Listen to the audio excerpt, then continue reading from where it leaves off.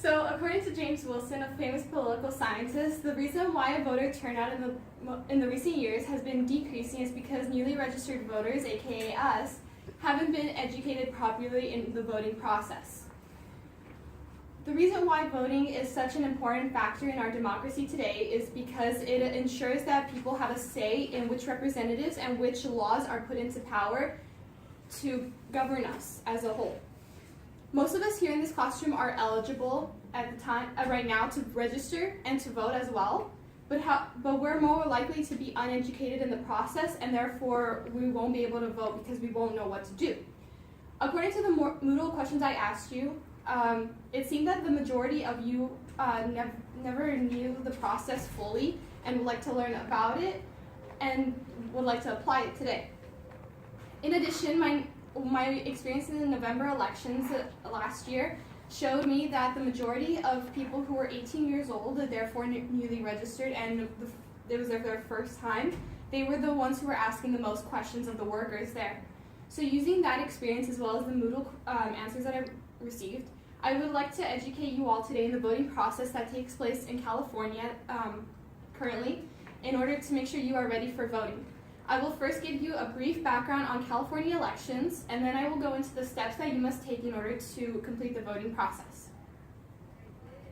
So there are two main elections in California that occur every year, and those are the primary and the general elections. The primaries occur at the beginning of the year, which focuses on presenting all of the possible candidates for different offices. And for the general elections, they have the top two candidates for each office. And between all of those elections, there are different laws and propositions that are proposed for the people to either support or not support. And according to sos.ca.gov, which is a California government website, you can look up the deadlines that requires vote-by-mail voters to turn in their ballots by, or the dates of the actual elections, because usually they vary when it comes to the primary elections. So I would like to now transition what I have said into my first step, which is step 1, register. Everybody here is eligible to register to vote at age 17 and eligible to vote at 18. Registertovote.ca.gov is the California mandated register website where most of the population registers to vote at age 17.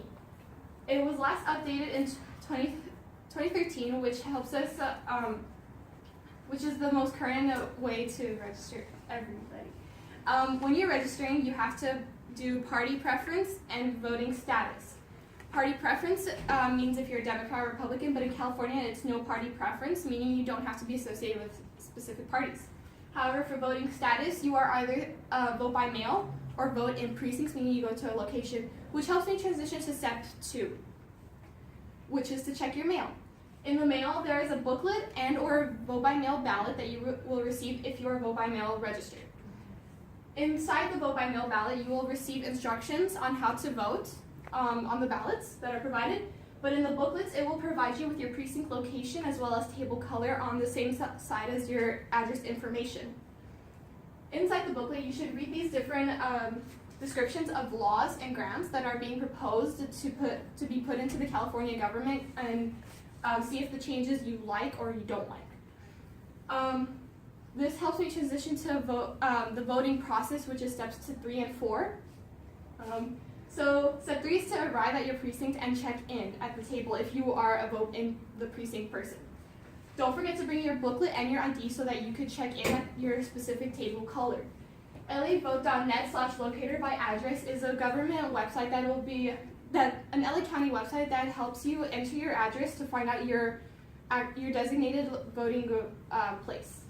However, if there's an issue that you come across when you're voting, such as you lost your vote-by-mail ballot or you were registered vote-by-mail but you don't want to, you will have to vote provisionally, means you fill out this envelope right here and you will vote at the precincts, and this will help you change the information on your registration. So step 4 is the actual voting process, which is called Ink-a-Vote. What you have to do is that you have to insert your ballot into the little vote-o-matic machine that you'll see at the booths, and the prongs on the machine have to align with the holes. Next, once you open up the booklet page, a row of bubbles will appear, and they will be corresponding to options on the ballot page. You use the little pen in order to fill in the little bubbles on which option you want, and make sure they are dark black. At the end, you will tear off the top third of the page and of the ballot, and then submit it into the little machine here. And at the end, you will receive an I voted sticker. Throughout this process, you might want to use your booklet as a reference. So here are some additional resources that you could use in order to look up tutorials if you don't understand the Ink vote system fully, like this one right here, which was last updated in 2017 to make sure it was aligning with the current stuff. So now that I've gone over these different steps, as well as what you can expect in California elections, as well as the government websites, I have increased your education tenfold in order to make sure you understand the voting process when you go in. And by increasing this education, we're able to make sure that people's voices are more likely to be heard in choosing the candidate. Thank you.